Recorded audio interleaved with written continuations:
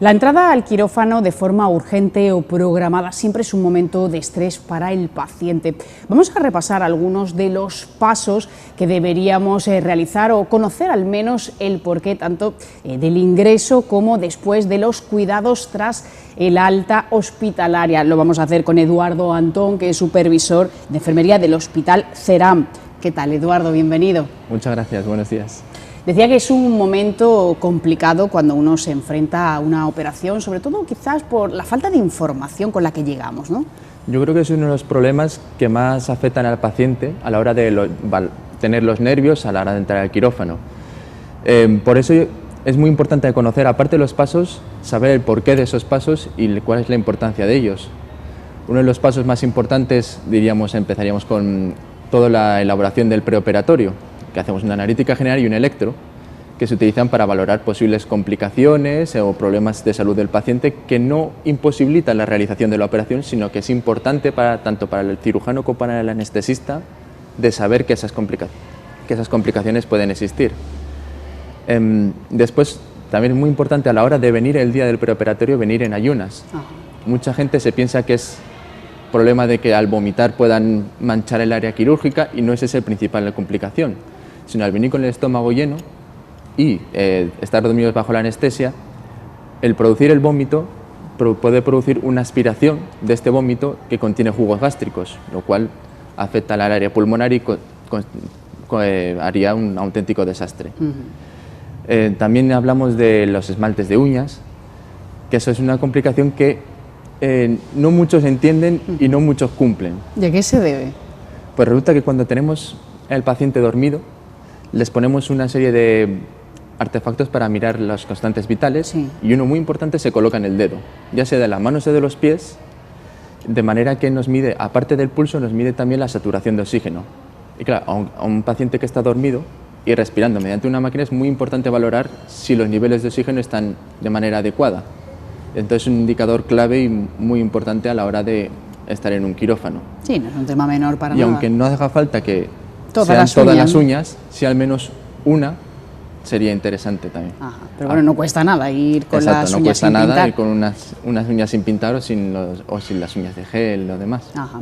¿Cuáles son los principales riesgos de la anestesia? Bueno, los principales riesgos de la anestesia en el posoperatorio, digamos que es el principal que se produce en la náusea, ¿vale? Los de los que valora el paciente será la náusea y la anestesia, y el anestesista controlan también mucho lo que más les preocupa al paciente, que es el dolor. Es decir, al final de una operación lo que quiere el paciente es no tener dolor, claro, o lo menos posible. Y eso depende mucho pues, de la medicación que se le ha administrado durante la anestesia y la que tiene prescrita para después. Que por norma general, para el que esté preocupado por ese tema, prescriben anestesia suficiente, anestesias de rescate, medicaciones de rescate, para que eso no sea un problema serio.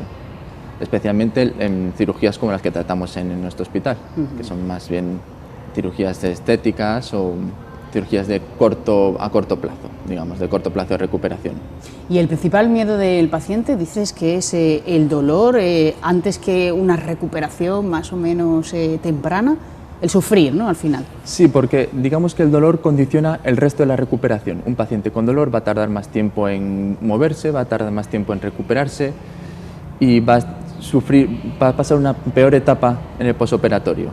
Un paciente con el dolor bien controlado se mueve antes, al moverse antes eso incita mucho a una recuperación temprana. Entonces, con un dolor controlado, la verdad es que el posoperatorio se hace mucho más ameno para el paciente y para los que tengan que cuidar de él en casa. Después de la recuperación sube a planta, aquí se tienen que dar otra serie de cuidados y también hay otro punto que hay que tener en cuenta, que es el tratamiento de los familiares. Claro, los familiares sí que es verdad, el peor momento que pasan es cuando está el paciente en quirófano. Claro. Y para eso lo mejor que se les puede dar es información. Nosotros siempre los ofrecemos a los familiares y dices, cuando usted tenga dudas, pregunte, y nosotros no nos cuesta nada llamar a quirófano y decir, bueno, ¿cómo se está desarrollando la operación? Y irles avisando, porque hay un momento que el paciente termina la operación pero no sube inmediatamente a planta.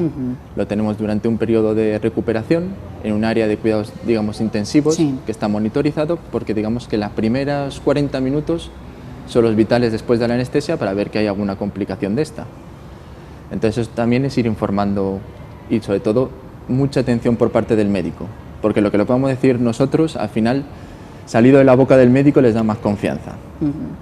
Y una vez en planta, ¿qué cuidados deben autorrealizarse los pacientes? Depende, evidentemente, de la operación a la que se hayan sometido. Y también los familiares, ¿cómo pueden ayudar ellos? Los familiares, sobre todo, es transmitiéndoles confianza a los pacientes y tranquilidad, porque muchas veces nos ha pasado que son los familiares que están más nerviosos que los pacientes. Sí. Y los pacientes, sobre todo, irnos haciendo caso, con los tiempos de recuperación, con los tiempos para tolerar comida, para tolerar líquidos, cuando le decimos que es importante levantarse y preguntar antes de hacer las cosas. Porque muchas veces el paciente se encuentra bien, quiere levantarse antes de tiempo y pues suceden las caídas o mareos imprevistos, porque no controlan del todo ese posoperatorio, no saben los riesgos de levantarse o hacer las cosas. Claro, o beber puede agua antes de estropear tiempo. totalmente el trabajo que Claro, se haya realizado, ¿no? Claro, claro. Y el familiar también. También, y los familiares esos también tienen un papel de vigilancia, porque muchas veces el paciente está muy dormidito al salir y no se da cuenta de o que se está tocando un vendaje o que se ha rascado una herida. Eso es importante, ¿no? Claro. Tener a esa persona que está ahí contigo, por lo menos A nosotros pasando, nos da mucha tranquilidad. os da tranquilidad, ¿no? A Porque nosotros nos da aunque mucho. es cierto que bueno, estáis para cuidar al paciente, si tiene a alguien cercano. Claro. Sí, sí, los pacientes ellos siempre tienen el timbre para avisar, pero tener una familiar vigilándonos a nosotros nos da mucha tranquilidad y sí que es verdad que es un apoyo más tener al familiar ahí. Y una vez que le habéis dado el alta al paciente en casa, pues deben extenderse los cuidados. Exacto. ¿Cómo se controla al paciente? ¿Qué consejos les dais? Bueno, en referente a la anestesia, los consejos serían muy básicos de no conducir, no consumir bebidas alcohólicas o fumar durante las primeras 24 horas y básicamente los primeros días descansar. Y en respecto a los cuidados más comunes, que sería el de la herida quirúrgica, se recomienda dejar el apósito que les hayan puesto durante 1 o 2 días, también siempre dependiendo del tipo de operación, y después de 1 o 2 días lo mejor es darse una ducha y dejarse la herida al aire, porque eso ya está cerrado, no va a coger microbios, con mucho poner un poquito de povidona iodada y dejarlo que se seque, que es la mejor forma que se va a curar la herida. ¿Cuál es la importancia de la dieta, de la alimentación? Es un factor también muy importante porque cuando comienzan a salir del quirófano, las primeras comidas deben ser de dieta blanda, empezar siempre con líquidos y continuar progresivamente hasta que el estómago se haya sentado. Porque una dieta demasiado fuerte o demasiado grasa al principio puede producir náuseas, las náuseas pueden inducir al vómito y pues cuando se produce el vómito siempre se producen más tironteces en las heridas quirúrgicas y más problemas. Y aparte que es un efecto muy desagradable para el propio paciente.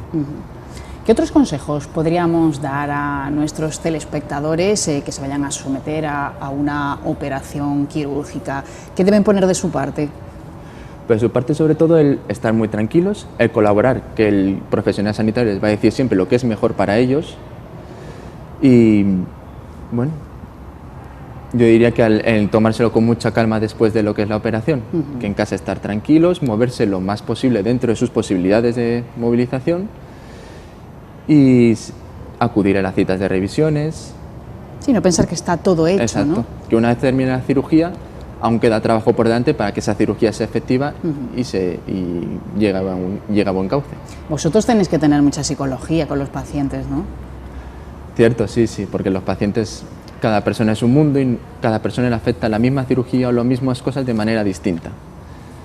Y bueno, cada uno tenemos que tener mucha mano izquierda para tratar con los pacientes y sobre todo mucha empatía a nivel de ponernos un poquito en su piel. Sí, saber lo que está pasando en ese momento, ¿no?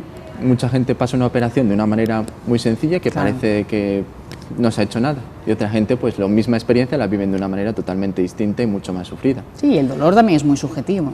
Exacto, y bueno, no hay que catalogar nunca a los pacientes por cómo han sufrido esa experiencia. Pues Eduardo Antón, gracias por visitarnos. Muchas gracias. Gracias. Por invitarme.